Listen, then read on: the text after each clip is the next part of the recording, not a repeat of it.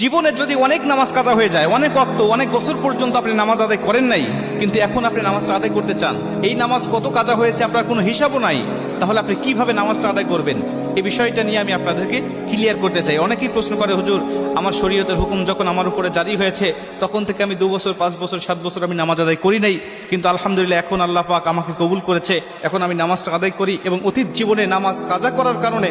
আমার ভিতরে অনুশোচনা আসছে, হুজুর নামাজগুলো আমি আদায় করতে চাই, কেমনে করে নামাজ আদায় করব? শুধু তওবা করলেই হয়ে যাবে নাকি আমাকে সেই নামাজগুলোকে হিসাব করে করে আমাকে পড়তে হবে? অনেকেই বলে, হুজুর হিসাব করা তো সম্ভব নয়, তাহলে কিভাবে নামাজটা আদায় করব? কারণ অল্প যদি ওয়াক্ত নামাজ কাজা হয়, যেমন আজকে আপনি 2 ওয়াক্ত নামাজ কাজা করেছেন, আসর এবং মাগরিবের নামাজ আপনি আদায় করেন নাই, এশার নামাজের সময় আপনার স্মরণ হয়েছে বা আপনি অবসর হয়েছেন, ব্যস্ততা আপনার কমেছে, আপনি এখন কাজা নামাজটা আদায় করবেন, হিসাব করে আপনি এশার নামাজের আগে আসরের নামাজের 4 রাকাত আপনি কাজা নামাজ আদায় করলেন, মাগরিবের 3 রাকাত করলেন, তারপর এশার নামাজের আদায়